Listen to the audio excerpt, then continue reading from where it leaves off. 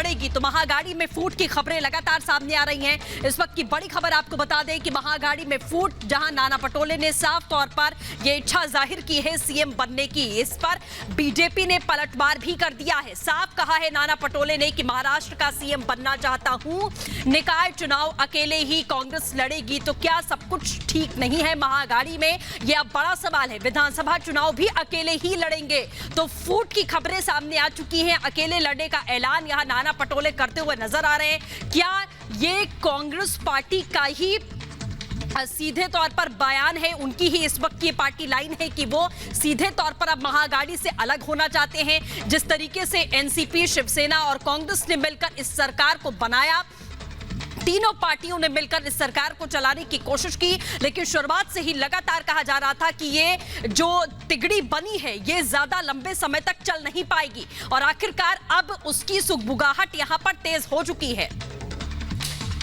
तो भाई बीजेपी नेता राम कदम ने महागाड़ी सरकार पर निशाना साधा है। क्या कुछ कहा उन्होंने, आपको सुनाते हैं। राष्ट्रवादी दल के नेता नवाब मलिक कहते हैं कि शरद पवार जी देश के सभी दलों को इकट्ठे करके विपक्ष का एक विकल्प बनाने का प्रयास करेंगे, पर उनका यह सपना महाराष्ट्र के कांग्रेस के प्रांत अध्यक्ष नाना पटोले जी ने पूरी तरह से नेस्तनाबूद कर दिया। पटोले जी कहते हैं कि महाराष्ट्र में कांग्रेस चुनाव अकेली लड़ेगी, वे अन्य किसी दलों के साथ किसी प्रकार की वार्ता नहीं करेगी। जब अपने ही भूमि पर यदि राष्ट्रवादी का सपना चकनाचूर हो जाता है तो मुल्क और देश की बात तो छोड़ ही दे। वास्तव में जो कोरोना में करप्शन और मृत्यु का तांडव हुआ है उससे ध्यान हटाने के लिए ये शिवसेना, कांग्रेस, एनसीपी आने वाले चुनाव की बात कर रहे हैं। हम तो उसको चैलेंज करते हैं, अकेले क्या तीनों मिलकर लड़ेंगे तो भी अगले चुनाव में इनका सफाया हो जाएगा।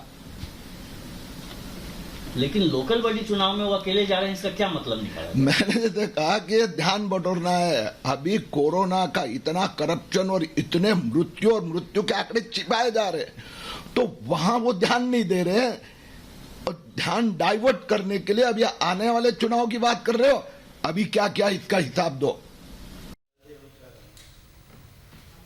चलिए, ज्यादा अपडेट के लिए सहयोगी अलीशा हमारे साथ में जुड़ चुकी हैं। अलीशा, जब ये सरकार बनी थी तो साफ तौर पर यही समझ में आया, साफ तौर पर बीजेपी ने यही आरोप लगाया था कि ये तिगड़ी ज्यादा दिन तक चलने वाली नहीं है। अब नाना पटोले का ये बयान क्या दर्शा रहा है कि अकेले ही निकाय और विधानसभा चुनाव वो लड़ेंगे?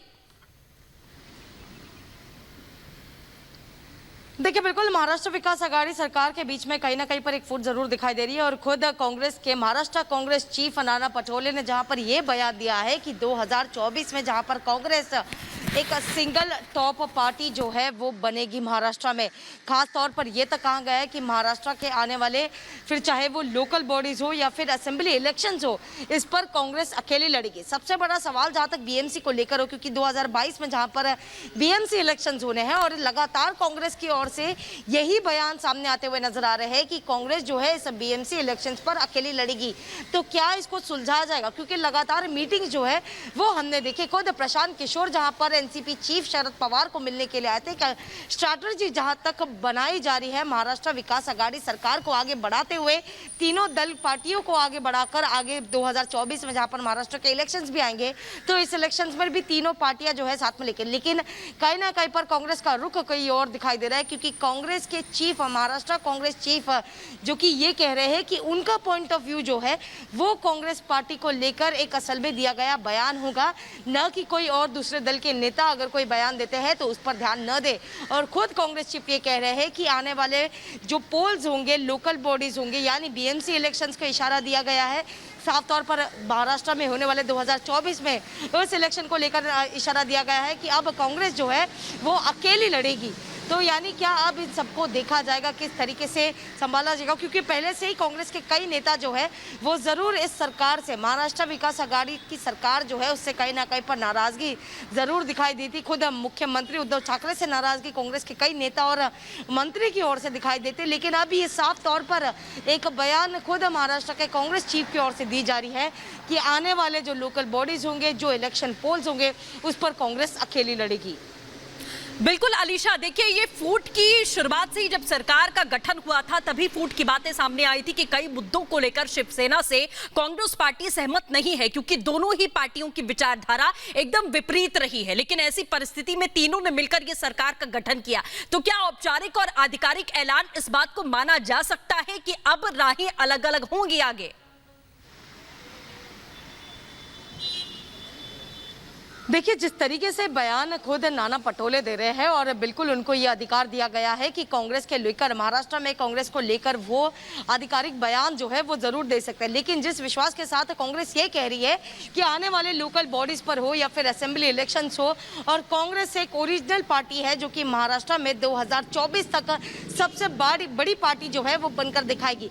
कहीं पर भी शिवसेना और एनसीपी का नाम लेते हुए नजर नहीं आ रही। और खुद शरद पवार का जहां तक एक बयान जहां पर ये बताया गया है कि अब ये महाराष्ट्र सरकार में जहां पर तीनों पार्टी जो है वो 5 साल तक चलेगी और उसके बाद कहीं ना कहीं पर लगातार लड़ती रहेगी और महाराष्ट्र में जरूर जीतेगी। लेकिन उसी बयान को लेकर जो है खुद नाना पटोले ये कहते हुए नजर आ रहे हैं, और इससे न कि सिर्फ नाना पटोले लेकिन इससे पहले भी। बिल्कुल अलीशा, आप इस खबर पर नजर बनाए रखिए, हम आपसे अपडेट लगातार लेते रहेंगे। फिलहाल हमारे साथ जुड़ने के लिए बहुत शुक्रिया।